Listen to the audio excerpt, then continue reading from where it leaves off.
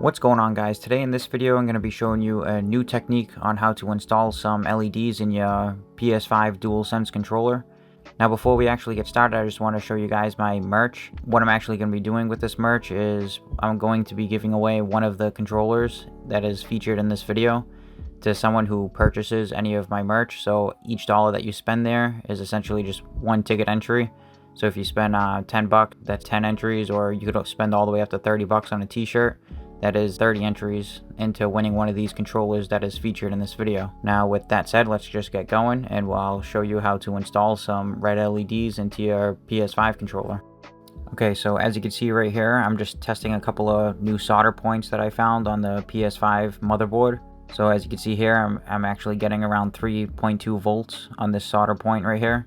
And which this is actually kind of a sweet spot for all LEDs. And this is just a zoom in shot just to show you where exactly I'm going to be soldering my LEDs to. Now I will actually put up a picture real quick just to give you guys a more in-depth shot, just so you can exactly be sure where to solder your positive leads on your LEDs. So here are actually some new LEDs that I found on Amazon. They're actually super tiny, so this actually opens up a world of possibilities of where you can install these LEDs. You can pretty much put them anywhere because they're so small. And here's actually just a quick example of the LEDs that I'm usually used to using compared to the new one that I have right here. As you can see, there's a huge difference. I'm actually looking forward to doing some additional modifications, maybe actually making my own PlayStation 5 buttons with some resin, and then actually inserting the LED directly into the button. That way there you'll get a full glow and a perfect effect of the LED through each button on the PS5 controller. I just feel like that'll look a lot better. So if you're actually interested in a video like that, let me know in the comments below and I'll see if I can do that. So for the red LEDs that I'm putting into this controller, it requires around 2 to 2.2 volts in order for it to function properly without these LEDs to essentially blow out. So what I'm going to be attaching to the 3.2 volt lead that's on the front of this motherboard is a 47 ohm resistor. Now I'll put a link to the description of this resistor that I'm using below. They're pretty cheap, and they're actually pretty small, which is more convenient because the smaller everything is, the easier this mod is going to be for everyone to do. Now as you can see here, I actually attached that 47 ohm resistor to that lead. I just soldered it directly to it just for a quick test right now, and then I soldered all my negatives to a lead that I found to the back of the PS5 controller motherboard. Now later on in the video, I'll actually give you a more in-depth look on to exactly where to solder the negative part. So just continue through the video and then you'll eventually see that. Now moving away from the electrical part of this part, this is where I'm going to essentially be installing each one of these tiny micro LEDs. So I'm actually using a 1/16 drill bit so I can drill these holes directly into the controller shell. Now I actually found that I didn't even need to use a drill itself. This bit was pretty new, so all I had to do was just apply a little bit of pressure and I was able to actually do it by hand. Now as you can see here, you can go into the spots at different angles to make sure that you're going in it at the correct depth. And then once you get through, that's pretty much all set. And then you just want to essentially just clear through all those holes with an X-Acto knife. That's what I found to use the best, just to get rid of all that extra plastic. And as you can see here, I'm just installing one of these micro LEDs into one of these areas. So one quick tip that I can give you guys is to essentially just take your hot glue gun and just put a small little tiny dab of hot glue on there, and then you can put it up to that hole that you drilled, and that's just going to hold it there for you.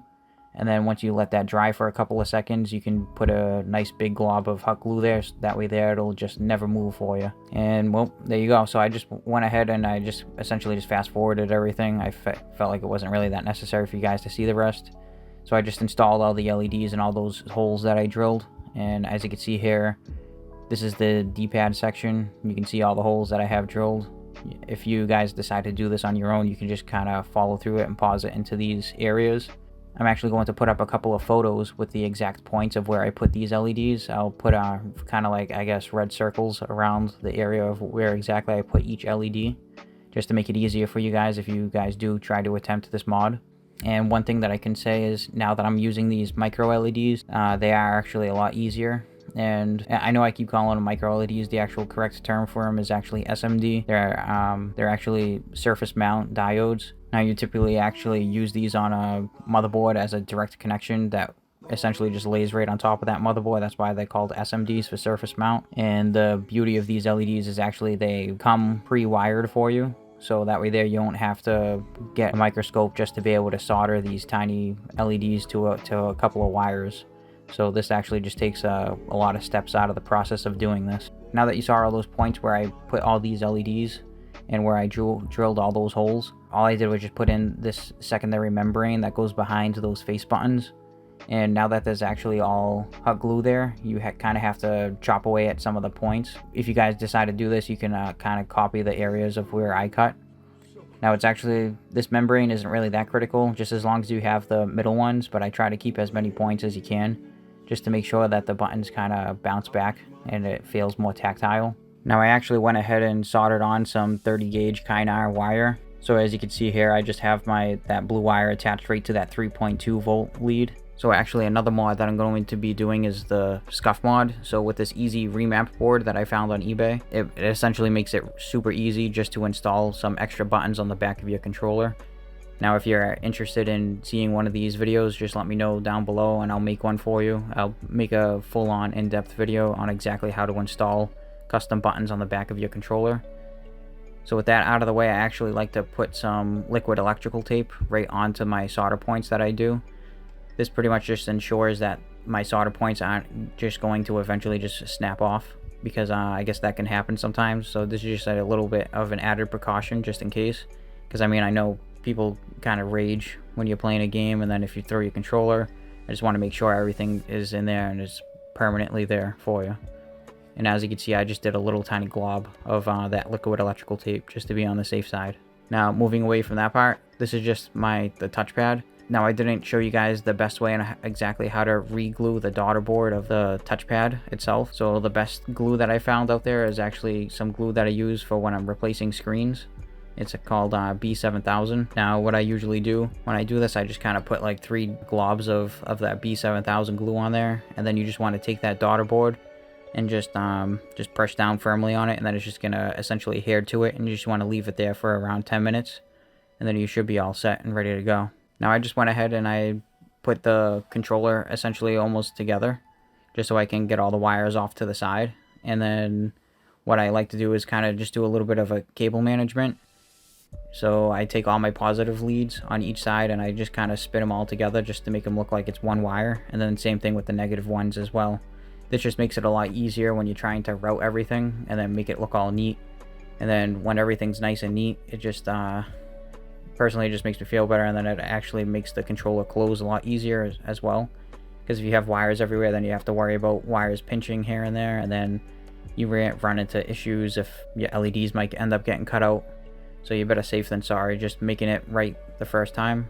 So as you can see here, I'm just attaching my 47 ohm resistor to that positive lead that I have coming off to the front of the PS5 DualSense motherboard. And then just for safety, I just put a little tiny piece of heat shrink, and then I'm just actually going to run that positive lead behind that battery connector, and then underneath that L2 ribbon connector as well. That just makes sure that the wire is out of the way of that battery tray that we're going to install later on. Now that I have the exact location of where my solder points are, I can actually go ahead and trim all my wires and then essentially just strip all the ends off and then tie them all together.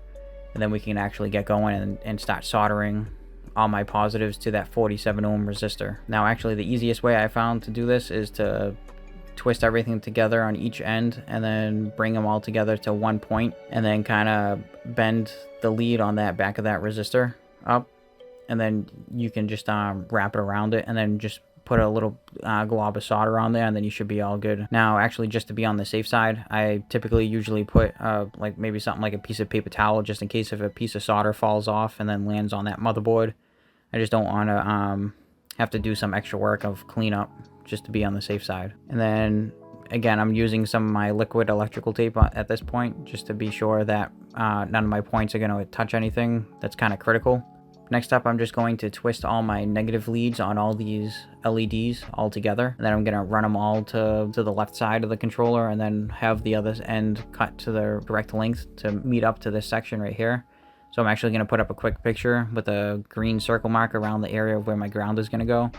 Now we can actually go ahead and do a quick little test run. So as you can see here, I'm just going to plug in the battery. Right when you plug in the battery, it's just kind of somewhat turn on the controller, not fully. That's why you'll see the red LEDs go on, but that's actually a good sign. So once we do that, I'm going to go ahead and turn off the lights a little bit and hit that home button.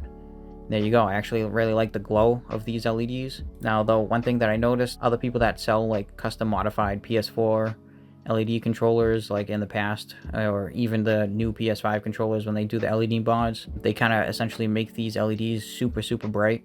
Now that actually kind of makes it really annoying, and it takes the experience out of a game, especially if you're playing in a dark room. Now I actually like it when it's a nice subtle LED color. Now in person, my controllers, they're a lot more subtle than all these other controllers that you kind of see that are really bright and really out there. And this is just kind of the taste that I like. And there you go. So once I actually had everything all started together, I just went ahead and I kind of routed all my wires neatly out of the way to make sure that my battery tray is going to close correctly. So I'm actually not going to be closing up the controller quite yet. And the reason for that is because I'm actually going to be adding the buttons on the back of the controller. And that's going to be another video coming up, so just stay tuned. And not only did I do just one controller, I actually went ahead and I did 3 of them. And I actually have one more controller. Now this one I actually already sold. It's just the customer actually wanted a rapid fire modification on this controller, and I'm waiting for that rapid fire mod chip to come in. So if you're actually interested in that video, I'll make another one on that one as well. I'll show you guys an in-depth video on how to install a rapid fire mod. It's a little bit harder than the easy remap mod. I feel like anyone can do it in just about a half an hour of time. So stay tuned for that video as well. As you saw, I actually made 4 of these controllers, and I already sold that one that's going to be getting that rapid fire mod chip. So I actually have 3 left, and I'm going to be selling 2 more of these, and then one of them I'm actually going to be giving away to someone who purchases my merch. So every dollar that you spend on my merch is essentially 1 ticket entry. Just again, I'm going to clarify everything. If you buy something like maybe a $55 hoodie or something like that, you're going to get your highest chances. You'll get 55 entries. Or if you want to spend more, you can do that as well. My controllers, and I put a real lot of time and a lot of work and research and development into each one of my controllers. So I want to ensure that you guys are getting a high quality product, which is why they're kind of a little bit on the expensive side. And I just essentially want to give you guys the opportunity to be able to win one of these controllers by not having to spend that much money, which is why I'm utilizing my merchandise for you guys to purchase stuff there. And then you can get your ticket entries in, and then you can win one of these controllers. Yeah, so let me know which controller you want to be that giveaway one. So I guess that essentially does it. Let me know what you guys think. Stay tuned for more future videos. I got a lot more videos coming up, including my water-cooled PS5. Now I actually have my PS5 in pieces right now. I'm just doing a lot of research and development, and since this is a new console, no one else has really done anything like this. No one else has actually water-cooled it, obviously, so I'm kind of the only one out there right now. So with that said, I just want to say thank you to everyone, and I appreciate all the support that you guys have given me on my small YouTube channel. Hopefully one day I can get pretty big out there, and then I can essentially do a lot more giveaways. And yeah, that's pretty much it. So thanks. Don't forget to comment, like, and subscribe.